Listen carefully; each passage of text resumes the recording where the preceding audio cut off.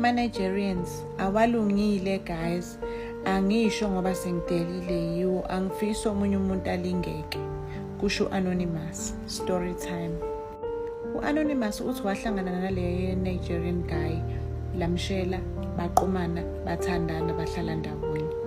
And then emva kokuhlala ndawonye, kumnandi emathandweni u-Anonymous, iNigeria lamcela lathi licela ukuthi beshade. Wavuma-ke untombazane. Bahamba-ke bayoshada kodwa enkantolo umndeni ungazi. Ugeli ukuthi unengane eyodwa endala akanayo ayithola nomuntu owumZulu.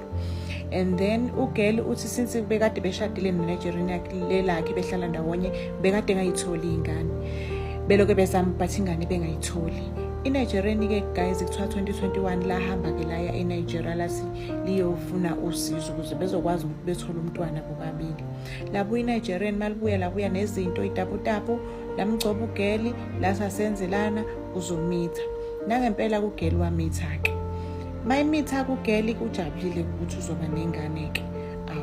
Uthi ke iNigerian beloke limgcoba ke ngale itaputapu zakhona limgcoba elithi ke nalivikela ingane enelithi lona liperform usiko la kubo.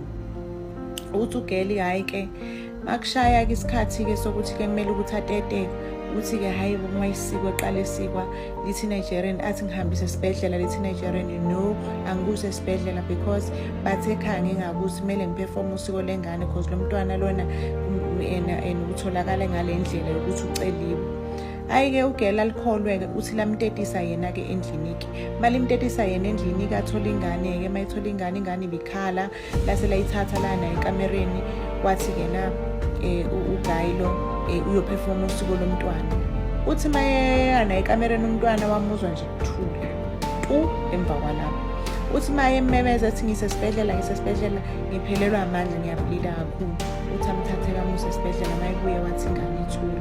Wathi ngicela masifike esibhedlela ingane singakhuluma into eningi indaba zamasiko asekhaya because bazombona ngathi mina obulalela ingane.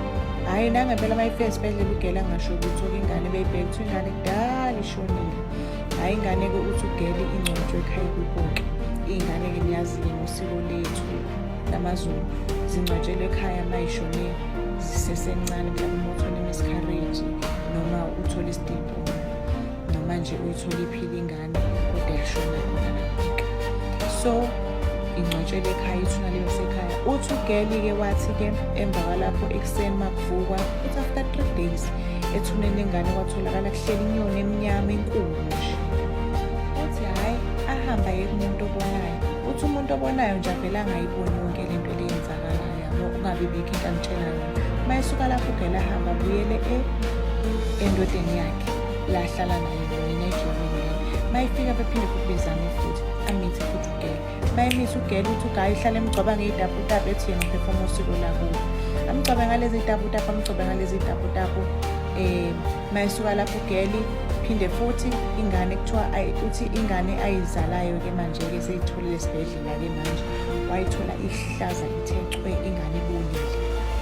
Waphinda futhi ugeli wamitha futhi kuthiwa kwenzeke lokhu kwaze kwaba ka-4 eloke emitha ezala izingane ezibolile uthi ukuthi ingane isuke nje ihlaza cwe.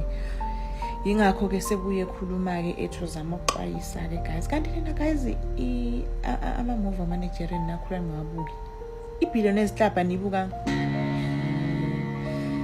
hayi kuyacaca ukuthi azange niyibuke nini Billionaires Club, that's why ningasabi. Angisabi sidalo. Ihamba kanjalo ke indaba kaGeli ke guys ke ni comment ke nizwakalisa ukuthi umbono wenu nini uthini ke.